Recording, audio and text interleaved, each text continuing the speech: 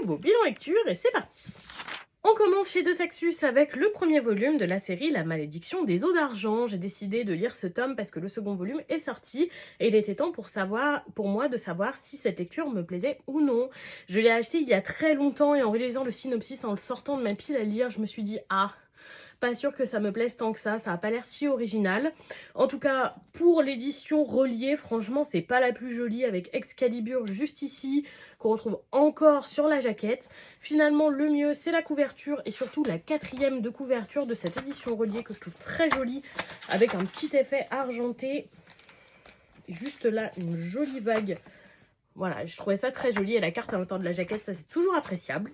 Côté lecture, on est sur une réécriture de la légende d'Arthur et des chevaliers de la table ronde, etc. etc. Donc j'ai apprécié avoir une histoire dans cet univers. J'en avais jamais eu au format roman, certains au format manga qui sont très inspirés, comme par exemple Seven Deadly Sins, mais jamais au format roman. Donc ça, j'ai apprécié et c'est le seul point positif que je vais pouvoir vous citer concernant ce roman. On est sur une histoire de fantasy hyper classique. Il y a très peu d'originalité dans cette lecture. On est sur une romance façon ennemi à amant qui est prévisible à 8000 km. Ils se détestent, mais bon, sont quand même très gentils l'un avec l'autre, donc la romance, bof. Sur le déroulé du récit et de la fantaisie, la majorité des éléments étaient déjà vus, c'était assez long à lire finalement.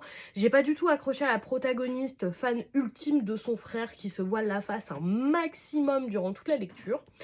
Finalement, j'ai quand même apprécié un certain plot twist qui arrive vraiment dans les 100-150 dernières pages et c'est là qu'il y a un petit intérêt qui commence pour cette lecture. C'était pas mauvais non plus, c'était juste trop classique, trop déjà vu et c'est dommage. Cette finalité a quand même rajouté des points à la note finale, mais malgré tout je n'achèterai pas la suite. On passe chez Kotun avec le troisième volume de l'Impérieux Destin du docteur Elise. J'aime toujours autant cette histoire de réincarnation qui a du sens. Ça devient hyper important pour moi parce que les histoires de réincarnation dans des livres ou etc. pullulent et vraiment celle-ci a du sens. Une médecin coréenne qui se réincarne dans une espèce d'histoire fantasy bien plus moyenâgeuse et qui va vouloir devenir médecin envers et contre tout. J'aime beaucoup notre protagoniste et j'aime beaucoup le déroulé de l'histoire.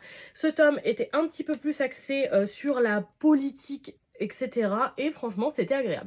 On passe chez Doki Doki avec le second volume d'une fille si féline. Je vous ai dit que j'avais adoré le premier volume de cette romance. Et bien, c'est toujours le cas avec ce second tome. J'apprécie beaucoup qu'on soit plongé dans les yeux de notre personnage masculin, ce qui change. Et oui, c'est un seinen, pas un shoujo. Et franchement, la romance entre nos deux personnages se développe petit à petit, mais de manière très agréable. Chaque petit cap est vraiment très mignon à suivre. Et j'apprécie beaucoup notre personnage féminin également, avec des chats régulièrement présents dans l'histoire, rien de mieux pour me faire apprécier un titre. On passe chez Kana avec le troisième et dernier volume des Héritiers d'Agion et c'est malheureusement une grosse déception pour moi.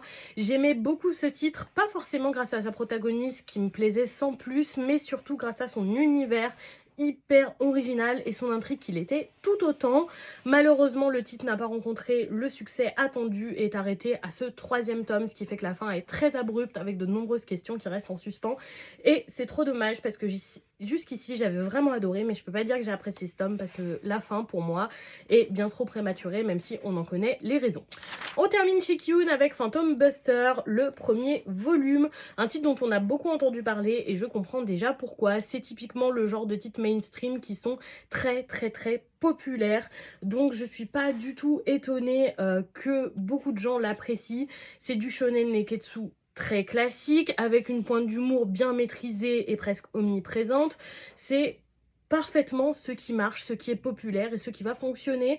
Je pense que pour moi ça manquera un petit peu d'originalité, même si c'est sympathique. Il va forcément avoir un animé, je pense que je vais attendre l'animé parce que ça passera peut-être un peu mieux avec moi dans ce format. Et voilà pour ce bilan lecture, dites-moi si vous avez lu ces titres ou si certains vous tentent et surtout, bonne soirée tout le monde.